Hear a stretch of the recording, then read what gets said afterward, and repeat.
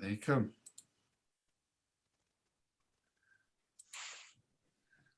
Hello, everybody.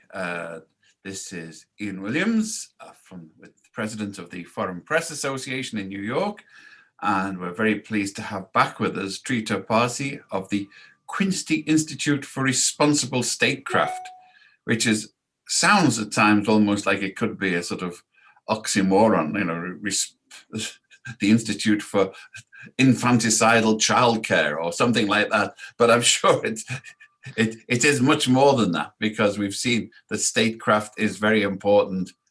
And the reason that we see that is because of its complete absence, it would appear, on the world scene more often than not. And we're doing this today at even more timely than usual.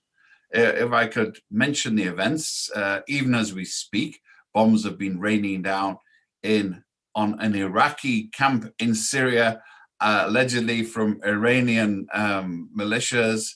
And this is in retaliation for the US dropping bombs on Syria and so on. I mean, there's no end to this sort of shadow boxing.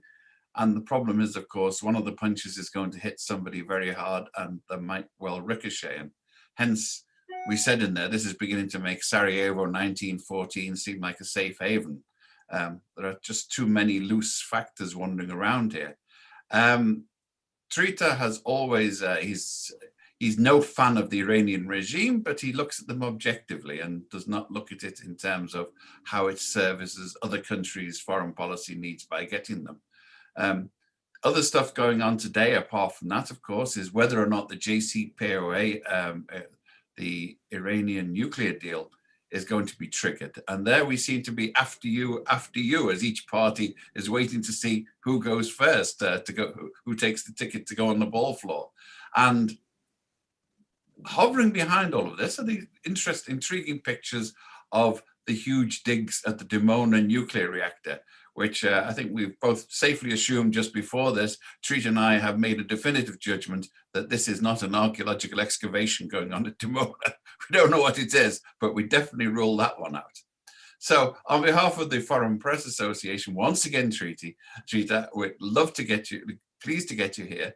And could you give a tour d'horizon of, you've moved since we last spoke, I think, to the Quincy Institute for Responsible Statecraft.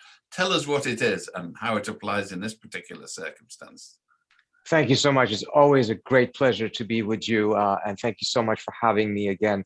Yeah, the Quincy Institute is a new think tank in Washington, D.C. We opened our doors a bit more than a year ago, and it sets itself apart from other think tanks in our view, because unlike other think tanks that either are explicitly endorsing or implicitly accepting the broader grand strategy of the United States as it has been for the last quarter century, which is liberal hegemony and primacy, the Quincy Institute believes strongly that we need to shift our grand strategy, and what we favor is one based on restraint as developed by people like Barry Posen and others. We believe that the United States will actually make itself more safe by pursuing a national security strategy that is centered on diplomacy and on military restraint. We believe that is the only way that we can get out of the endless wars that we currently are embroiled in. In fact, we see the endless wars as a direct, logical outcome of the grand strategy of primacy and liberal hegemony. So in that sense, we are arguing for a much deeper rethink of America's role in the world and its posture globally, rather than what we have seen coming from other think tanks. We took our name, Quincy, from John Quincy Adams, former president and secretary of state, who exactly 200 years ago this year gave a very famous speech in which he said, "America goes not abroad in search of monsters to destroy. If she does so, she can become the dictatress of the world, but it will come at the expense of her own liberty and her own spirit." So, looking around, there do seem to be monsters abroad at the moment, whether the US seeks for them or not. Do you want to give us a quick sort of zoology of what the players are and what the threats are?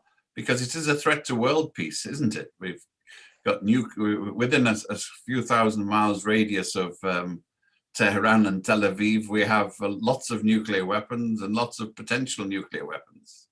We certainly do. And what we're seeing in the Middle East, if we take 30,000 feet view of it is the type of instability and tensions that unfortunately are inevitable as we go from one stated order to another. We have no longer the equilibrium in the Middle East. The equilibrium that existed, that was enforced by the United States, was also destroyed by the United States by invading Iraq in 2003.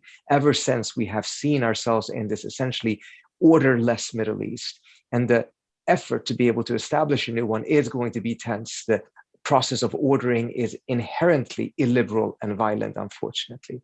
The question is, from the US perspective, is whether our assumptions that the US's primacy and military domination of the region is necessary in order to bring about stability in the region, or if it actually has potentially contributed to instability. Those are questions that are not asked. And I think it's becoming increasingly clear, in my view at least, that turning ourselves into a belligerent rather than a peacemaker has actually contributed to the instability, and that a reduction of our military presence in the region actually will incentivize countries of the region to pursue their own diplomacy rather than relying on the United States to resolve the problems for them, which in the cases of some countries at a minimum, Saudi Arabia, for instance, has led to a more disruptive foreign policy on behalf of Saudi Arabia, precisely because of the fact that they have this perception that they have a standing green light in Washington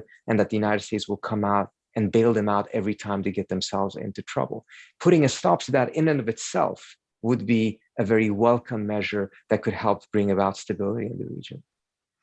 And this has been one of the new factors, I think, possibly since we last spoke, has been the sort of Riyadh Tel Aviv axis, where both are trying to influence the US to get on their side and to make the prime focus of its policy anti-Iranian. And that's something that it is a new factor and even more unstable, because there is a certain stability to a binary politics, goodies and baddies, but when you've got three parties and more circling each other, it gets even more complex trying to reconcile it. So, certainly. And I think that there is a general perception that what has driven the UAE, Saudi Arabia, and Israel together here is simply the threat from Iran. And that what we're seeing as a result is a positive development in which countries that have deep, deep divisions are now coming together in order to be able to address this issue. I think it is a massive oversimplification and in many ways actually quite inaccurate. Without a doubt, there is an Iranian threat that has focused the minds of these countries and these leaders and have helped bring about some of these changes. But is it the main cause? I actually don't think it is. I think what the main thing that is driving these countries closer together is not the threat of Iran per se, but the threat of the United States reducing or, in fact, leaving the region militarily. We have seen for the last 15 years that in the United States, president after president is promising to leave the Middle East militarily. Obama did so. Trump ran on it. Biden has said that the Middle East is his fifth highest priority, but far, far below China, Europe, and other places, and that he wants to shift out of the Middle East. Over and over again, American presidents are saying this. The reason for it is quite simple. Strategically, it does not make any sense for the United States to devote so much resources to an increasingly strategically marginal region. And at the same time, the American public is absolutely sick and tired of being mired in these endless wars in the region. This is terrifying if you're sitting in Dubai, if you're sitting in Abu Dhabi and Riyadh. It is problematic, but not terrifying if you're sitting in Tel Aviv. The Israelis have a much, much better ability to be able to handle themselves security-wise, politically in the region, even without the US's military presence. But if you're sitting in Riyadh, you have been enjoying an artificial balance of power for the last 25 years, a balance that they don't want to lose, understandably, but a balance that they could never themselves have created, mindful of their limits of their power. It could only have been created as a result of the United States putting its thumb on the scale of balance of power in the region. What is bringing them together is an effort to make sure that the United States does not leave, that it remains committed militarily to the Middle East. And what is very useful for that effort is to play up the threat of Iran. Again, I want to emphasize, it is not that there isn't a threat from Iran or a challenge from Iran that they perceive, but I do believe that it's been highly exaggerated precisely for this reason, that they want the United States to stay in the region. So what you're seeing is a coalescence of these countries coming together in order to pressure the United States to stay in the region. And that's also, incidentally, why they're pressuring the United States not to go along with the JCPOA, not to return to the JCPOA, because the JCPOA, beyond being a nuclear agreement, actually was the ticket for the United States to be able to remove itself from the region militarily and start shifting its focus eastwards. Well, you've mentioned this, and one of the things that we're dealing with things that are regarded as axioms from many people, that Iran is a major terrorist player, that it's a major military threat to its neighbors, and it's certainly not a nice regime. But I mean, it has not invaded any of its neighbors directly in the sense that others have. It has not got troops on the ground like the Emirates and Saudi Arabia in Yemen. It's only lately it's resumed. Would you say its threat was more sort of ideological, in the sense that it was exciting Shia minorities in the area or presenting an alternative form of robust Islam? Or what is the Iranian threat in reality?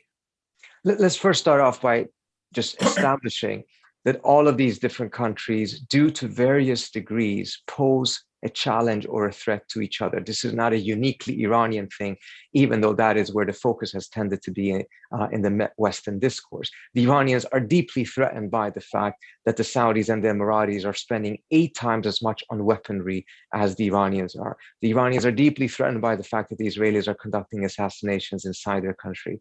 They're deeply threatened by the fact that the United States is providing the most sophisticated military equipment to some of these countries, because the Iranians were the brunt of that as well 30, 40 years ago, when the United States and other countries in the West was providing not only military intelligence, military equipment, and even the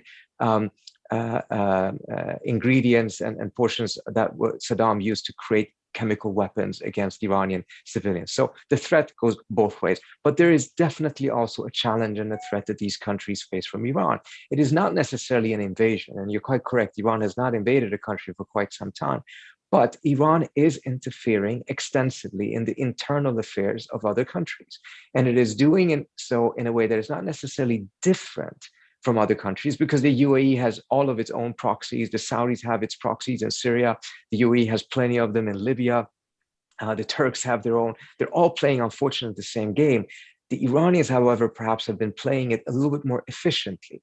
And that has actually eroded the strength of states in themselves. So where the Iranians have been involved, as in Iraq, in Lebanon, etc., it has contributed to the states of those countries being weakened at the expense then, or to the benefit of militias, political parties, whatnot, that the Iranians have been involved in creating. And that is, without a doubt, a significant problem that needs to be dealt with. What we have tried to do from the Western perspective in dealing with it has been utterly unsuccessful. So the question then is, if we truly agree that this is a problem, then we should also be preferencing a solution and a policy that actually has some track record of proven success. The ones that we have pursued thus far, with the exception of diplomacy, do not have that track record of success. So how is the new administration, we're thinking, would have escaped from the shadow of Sheldon Adelson and Benjamin Netanyahu's view on the region? But it does seem to have slipped back towards that. How would you assess its current moves, trying to put the current bombing and counter-bombing in perspective? Well, I would say it's a bit of a mixed picture, but there are plenty and perhaps an increasing amount of worrisome signs. I think the decision to end the arms sales to Saudi Arabia that are used for offensive purposes in Yemen was an extremely important and positive development. It came fast. It's a bit unclear exactly what it will be, mindful of the fact that the emphasis here is on the use of offensive weapons. Who defines that? What does it mean? We still do not know. I know members of Congress have tried to get clarification for it. They have yet to receive it. But I think overall, it does definitely fall into the category of positive measures. It should be noted, however, that this decision did not come out of the blue. It did not come because the administration had decided to make that an utter priority compared to many other issues that they're dealing with. It came because the signals from Congress was that they are going to go forward with introducing legislation that prohibits these type of arms sales, and that they would do so at their own schedule and not wait for the president. So instead of then waiting for Congress to introduce and pass those pieces of legislation, because they were passed under the Trump administration, Trump vetoed it. Biden did not seem to want to be in a position to have his hand forced by Congress, and as a result, moved very quickly and swiftly on that issue. He did not move quickly and swiftly on Iran diplomacy, for instance, and instead has gotten himself stuck in a rather unhelpful and frankly childish game of who goes first, while at the same time slipping into old patterns such as thinking that using military airstrikes here and there, we can establish some form of a deterrence in the region that will be beneficial to the broader strategic goal. And I want to separate here. I understand clearly that the US was attacked, a retaliation in that sense is justified, but what is justified and what is strategically helpful is not necessarily the same thing. If we keep on doing tactical things that are justified, but that mires us in the same old pattern of the past, which does not allow us to extract ourselves from the Middle East in the manner that Biden himself says that he wants to do, then ultimately what was justified on a tactical level was disastrous on a strategic level. And my fear is that we're now very quickly in this new presidency being driven into tactical measures rather than strategic considerations. This cycle of retaliation and counter-retaliation, how is that working for you, Israel? You must always retaliate. Yeah, there is no easy exit from it. And this is where I think perhaps there's been a harsh reaction in some quarters to Biden doing this. But the reason why there was a harsh reaction was because he was a new president. He had the opportunity from the very outset, which is the best opportunity he has, to change that game and change the way that we're dealing with this issue. That's why I think there was a sense of deep disappointment in many quarters, some because of what it means strategically, some because of it continues a disregard to the role of Congress and the Constitution when it comes to this. Keep in mind, some of the biggest critics of his decision were not necessarily based on whether the strike was justified or not, but whether it was legal or not, because he has an obligation to go to Congress. In testimony, Tony Blinken did say that he wanted to work with Congress to revise the AUMF from 2002, and that is still being used to justify all kinds of military action throughout the region, even though if they're not targeting Al-Qaeda, which is what this AUMF originally was designed to address. Do you have any sense? It's early days to get into Kremlinology about the Biden White House, who the movers and shakers are in there. But I'm presuming that there must be some sense of different factions within the White House who are pushing more for, sort of conciliatory, forward-looking policies, and those who, let's give my good friend Benny in Tel Aviv something to go and smile about. Let's pander to so-and-so. Do you get any sense of where that decision came from? But presumably Biden didn't just wake up in the middle of the night and say, "Like, great idea, let's go bomb Iran." The people I've spoken to essentially have made it clear that this came from the president himself. And having said that, there's also clarity in my mind that there are factions that are being created. There are different opinions on these issues, and particularly when it comes to how to deal with the JCPOA, I do not think that this is an issue in which the administration is on one mind. There's clearly various, if not factions, nevertheless groupings and trains of thought when it comes to this. I don't think it has crystallized to the point at which we can say that some clear factions necessarily have been created. But I do want to point out one thing. As much as this is a team that fought very ferociously to defend the JCPOA and some of the decisions Obama made, it is also important to understand the differences between this team and the Obama team. Some of the key people that were in the Obama administration that I think that I saw up front back in 2014 and 2015 when I interacted very closely with them, who were very firm on issues such as recognizing that if you do want to get a JCPOA, you're going to have to accept that there's going to be a political price to pay at home. You're going to have to accept that there's a political price to pay in Saudi Arabia and with Israel. You cannot escape that. You can try to minimize that. You could try to find ways to make sure that it doesn't get too bad, but you cannot escape them. Furthermore, recognition that at the end of the day, in order to get diplomacy to work, you cannot allow domestic politics to be a driving force of how you act and how you speak about those negotiations. Yes, they will always be a factor, but you have to at times really compartmentalize and be willing to take heat back home in order to succeed diplomatically in Vienna or in Geneva or in Lausanne or wherever those negotiations are taking place. I think some of the strongest voices in favor of that type of strategic focus are not necessarily in this administration. You do not have John Kerry taking part of this conversation. He is in the administration, but with a different role. Bill Burns is in this administration, but at the CIA, and I assume he's not involved in these conversations in a deep level. Ben Rhodes is not there, and perhaps most importantly, Barack Obama himself is not there. And I think it's important to keep that in mind, because it is not to say that this is in any way, shape, or form an administration that doesn't know how to do diplomacy. It's just to point out that the perception that seems to have existed that this is just a continuation of Obama too is an oversimplification. Some of the most important elements and figures that actually played a key role in making sure that we stayed focused on diplomacy for a very long period of time and were willing to take the political heat are not in this administration. We've got several questions coming in. One of the key ones is on the JCPOA. Regardless of the justification, the US dropped out. So, you could say it should be the one that makes the first approach. But on the other hand, if you look at it from a real statecraft point of view, then, Biden has made a big concession in terms of the US and the forces there by offering to rejoin the JCPOA. Shouldn't Iran sort of see this as a gesture and make it? Are they going to sit on their hands through protocol and let the opportunity go by? Who should make the first step, and how can they do it without looking craven and capitulatory?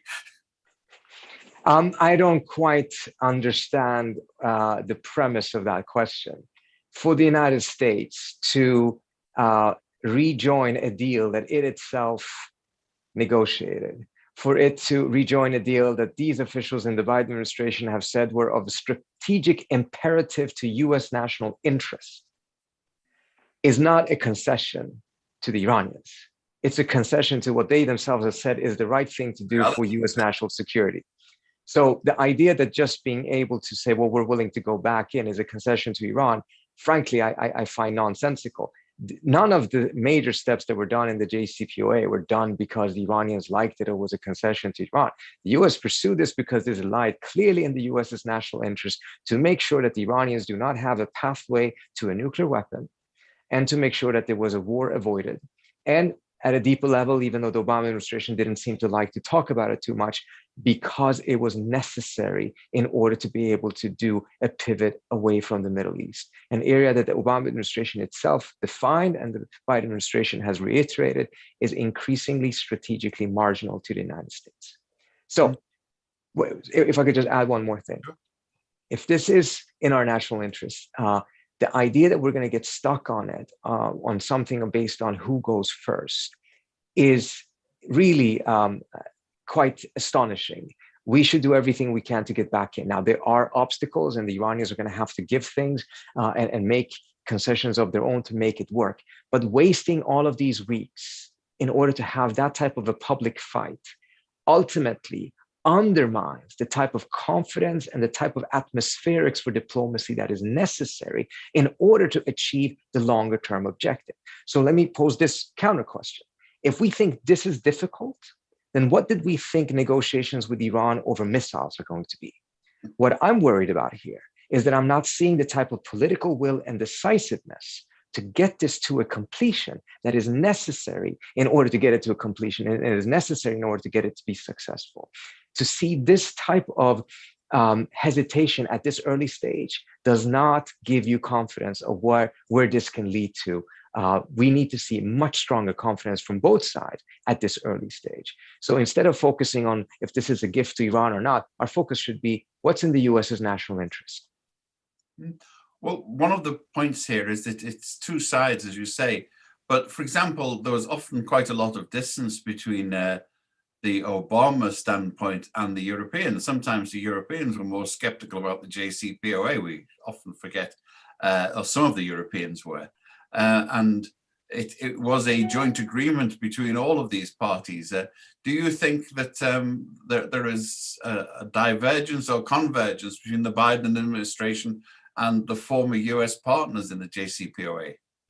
There was, I think, the Biden administration's focus has been to make sure that they have a unified camp between the EU and the EU3, I would say, and the United States in favor of this approach of first isolating Iran before going to negotiations.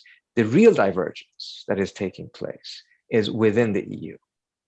You now have EU states that have very little impact onto what the E3 decide on this issue and are quite confused about some of the measures the E3 has taken, some of the statements that they have issued.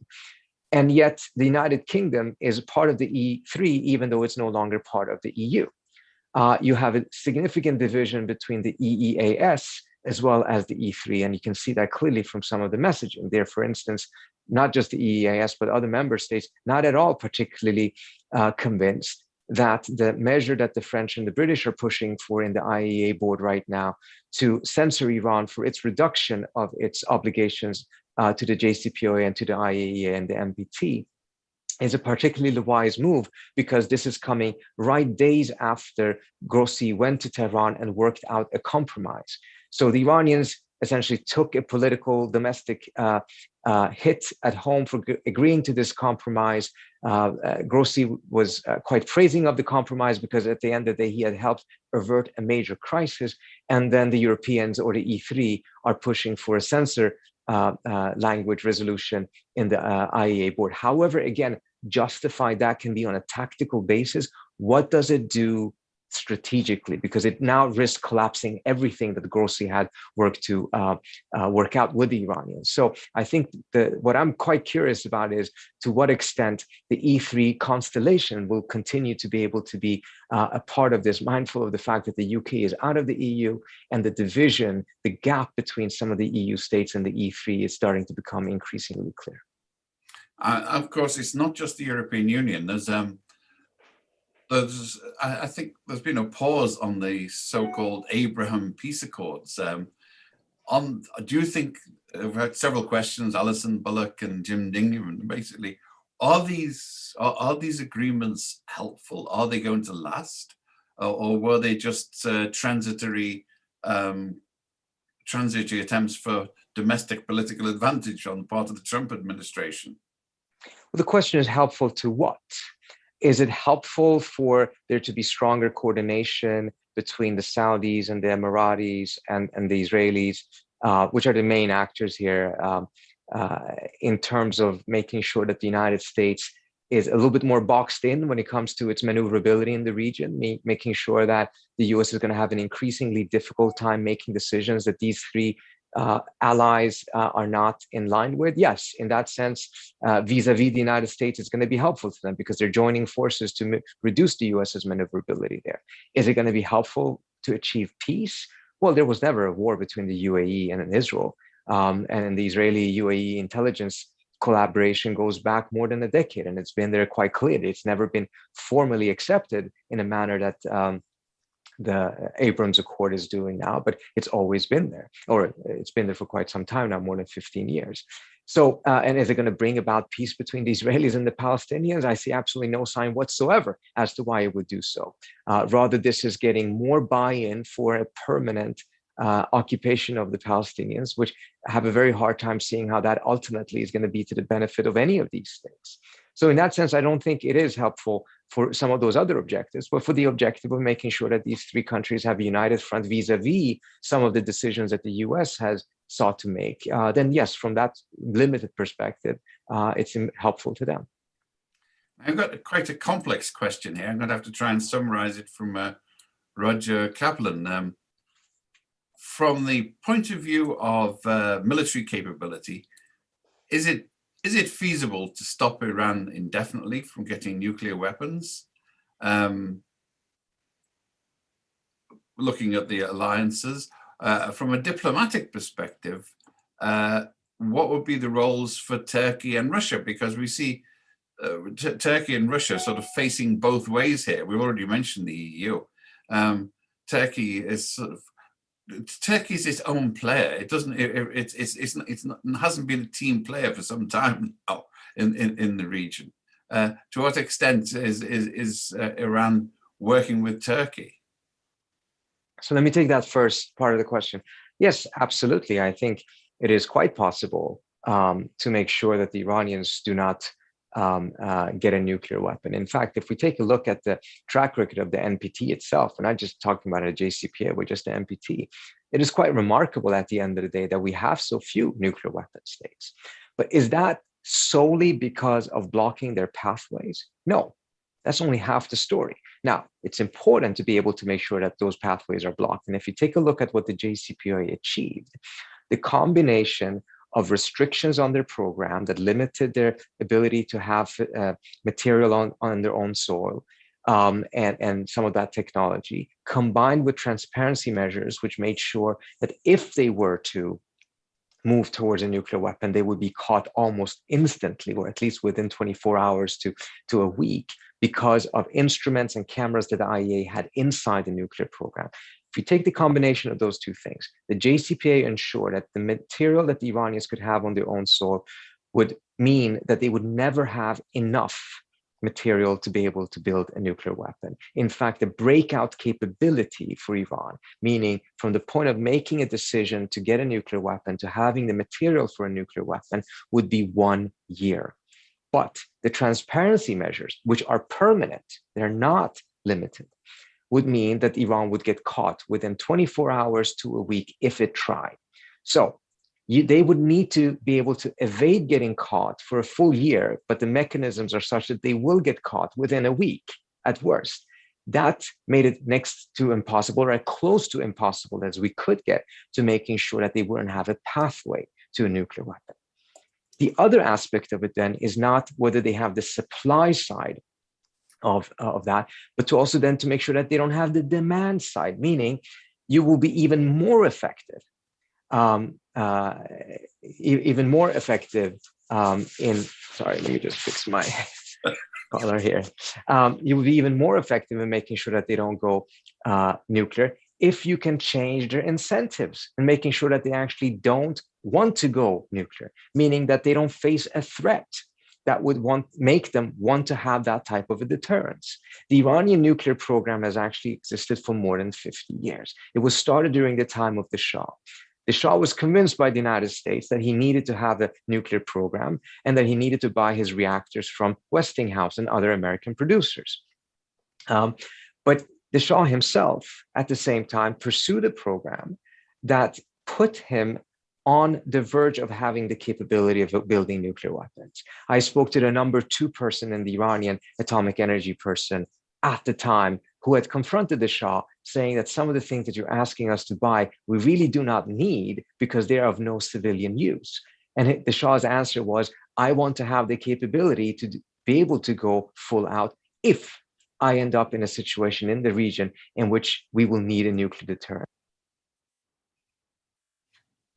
That the Shah had been convinced by an ambassador of the United States to Iran that because Iran was not part of NATO, the United States would never come to its defense if Iran ended up in a war with the Soviet Union. And the Shah's focus was almost exclusively on the Soviet threat combined with the Soviet threat support that the Soviet Union was giving to certain Arab states.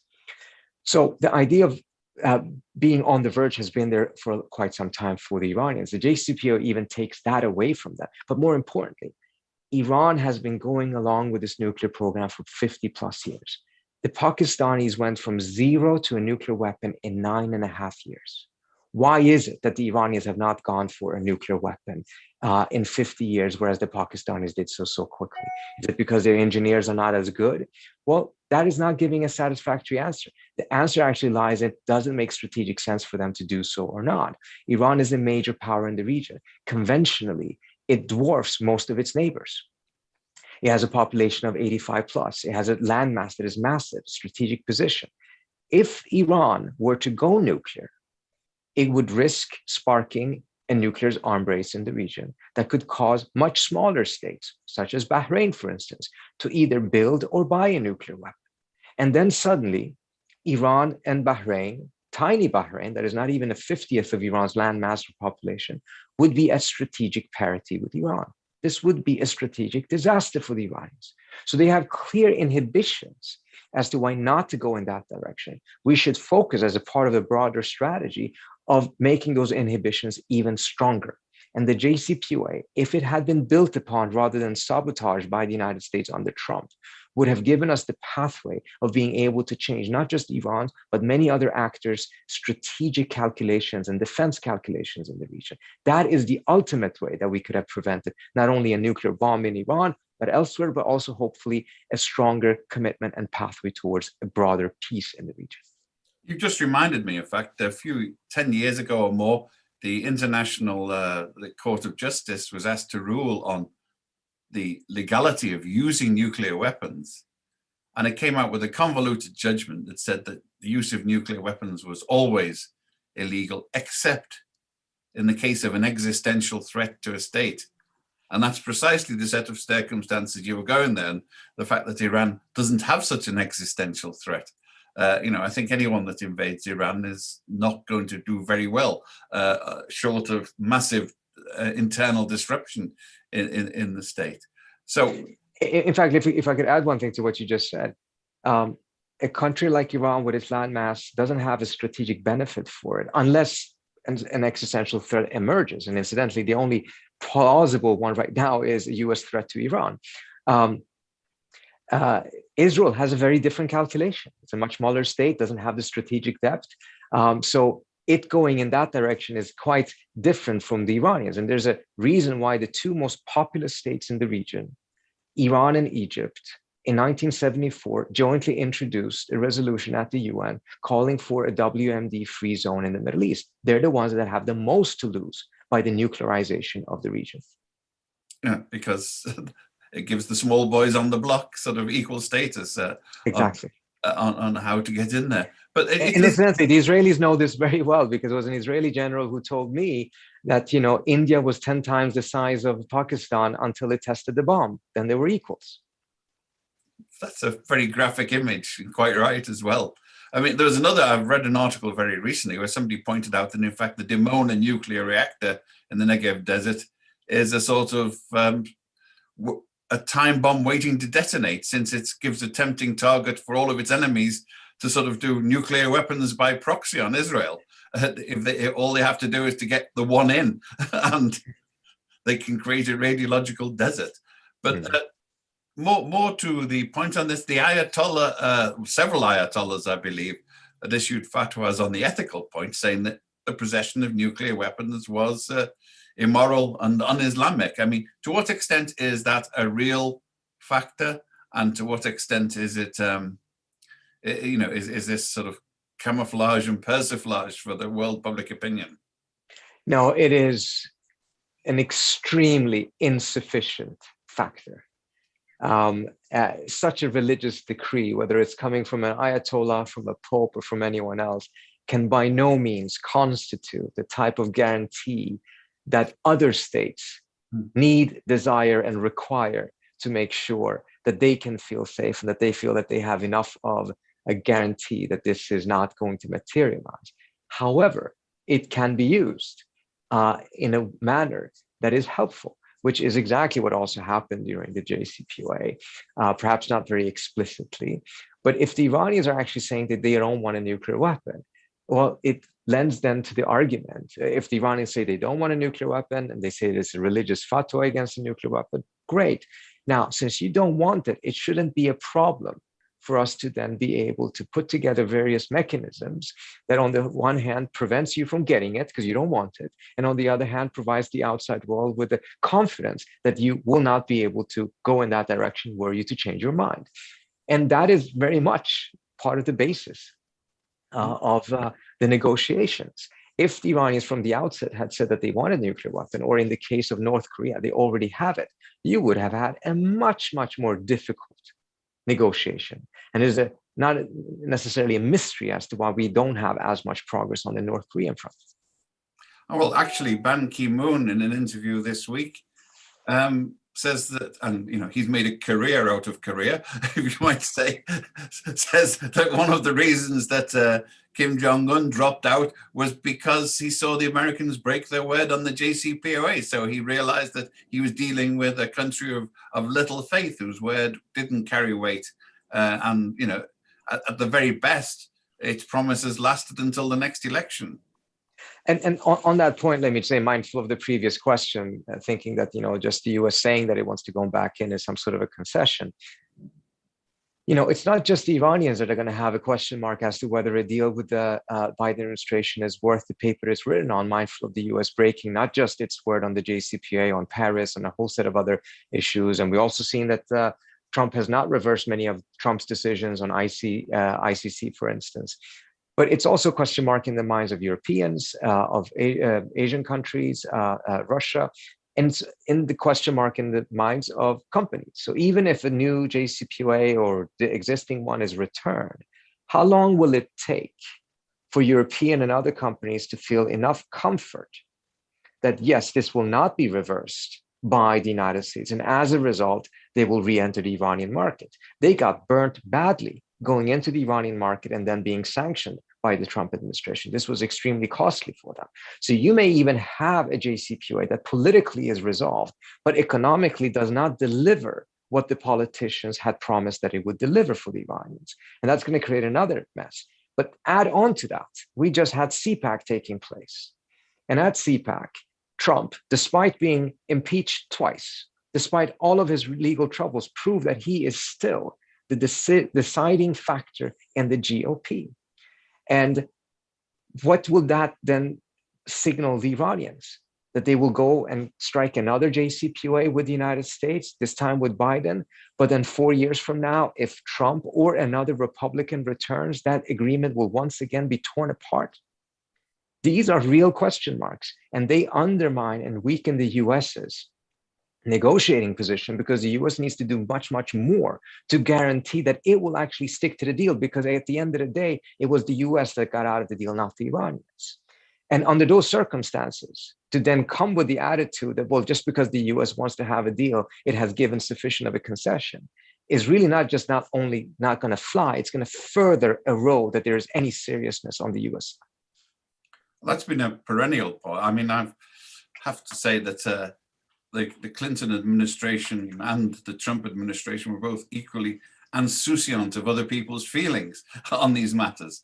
And we come to their misreading of Iranian public opinion. I think, would you agree that would this current regime be re-elected if there was a free and open election, or would it be voted out? It's not an outright feudal dictatorship like Saudi Arabia. It is amenable to popular pressure of sorts, even though much moderated. We have seen a clear pattern in the way that the Iranians go to the poll, that they favor the anti-establishment candidates. They did so far sooner than the American public did in 2016. The political spectrum in Iran has been shrinking rather than expanding. If we take a look at the longer trend, which has been highly problematic, of course. The big challenge they have is that at the end of the day, if there were completely free and fair elections, is what kind of alternatives currently exist to the current regime. On the outside, I don't think there's any real alternative that have any credibility or actual following inside the country. So there would nevertheless be other political factions, either the ones that are still on the margins of the regime or have been pushed out of the regime or never been part of the regime, but nevertheless managed to be inside the country. That would be the alternative. It would be a very interesting thing to see. But I think the most important point is the outside world, the United States, even though at times it clearly has an impact on these things, its ability to control that impact is more or less non-existent. Its ability to be able to predict the impact is more or less non-existent. So trying to play the game of, seeking to influence this or that faction or the political direction, of course, of Iran is going to be extremely difficult. And I think the most humble approach from the United States is just to simply try to stay out of it, or at a minimum, try to make sure that they don't do damage. First rule should be do no harm. And that rule should really apply in this case as well. The Iranian people clearly want to move in a democratic direction. They've been faced with massive hurdles and obstacles. Tensions with the United States and the outside world has been a critical hurdle for that. There was a reason why so many Iranians supported the JCPOA, why the people took to the streets and danced when the announcement was made, because they recognized that the openness to the outside world would be essential for them to be able to change the internal political situation in the country. The more the country is closed off from the outside world, the easier it will be for the most hardline conservative factions to control the politics in Iran as well. So this is a sort of an essential conundrum in American policy, surely, because the whole basis in one form or another for several decades has been that economic sanctions will starve Iranians into overthrowing their regime, their government. And how's that working out? Where has that worked out? It has never worked out. Regime change through blockades has never had any real success. I mean, even the case in which we're looking at sanctions and blockade as an effort to be able to bring about an overthrow of a country or even democratization. And the only example we can give is South Africa, and it's a very complex case. In almost every other case, and there's about 9 more of them, it has led to the opposite. In Cuba, Zimbabwe, North Korea, Iran, Iraq, what it actually leads to is that the undemocratic government there, regime, entrenches itself, protects itself, becomes even more repressive, and uses the limited resources of the state to buy off various factions and elements of the population. So for instance, take a look at Venezuela. Venezuela is actually in a much worse economic situation to a very large extent because of the sanctions. Maduro is dealing with a much worse economic situation than what Rouhani is, but he's still there. And there's still miles to go for the Iranians to reach that level of economic misery. And the idea that that would actually be a successful approach for regime change is yet another one of these Washington fantasies. What this fantasy also leaves out is the immorality of publishing an entire population for the sake of getting rid of a specific regime. Beyond it not working, what it does do is that it really impoverishes and punishes that population, a population that itself, frankly, has very little control or influence over the policies of the state as a whole. And we're seeing that clearly. I mean, 10, 15 years ago, sanctions were seen in Washington, D.C. as an alternative to war. Now it is increasingly seen, and at least in some democratic circles, as an alternative way of waging war.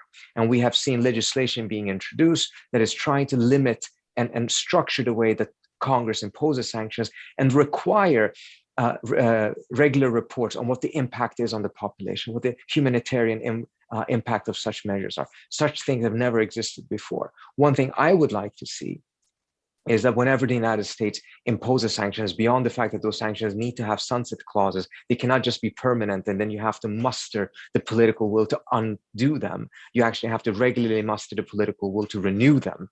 But another thing that I think has been missing and would be valuable is to also make an assessment.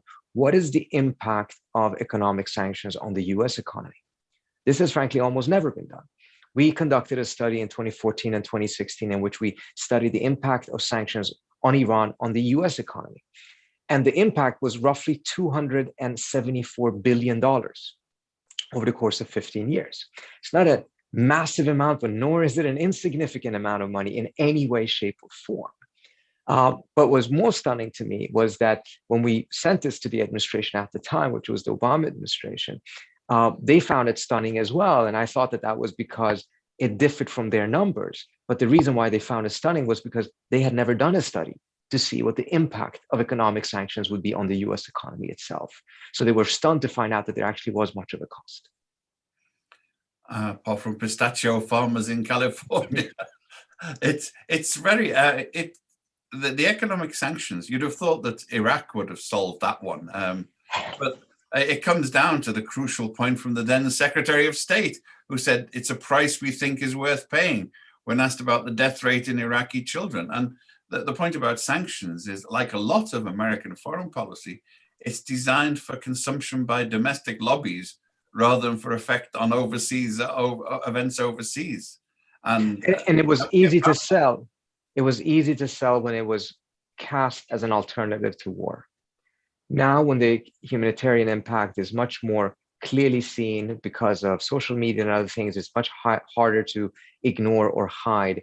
I do think we're seeing a break in that trend. We're nowhere near where we should be, in my view, but I think we're seeing a break in the trend. We're talking about left field here.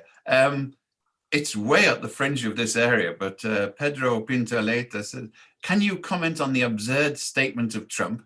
It's a bit of editorialization there, but it's true, that Iran, through Hezbollah, would be helping Polisario militarily in the Western Sahara.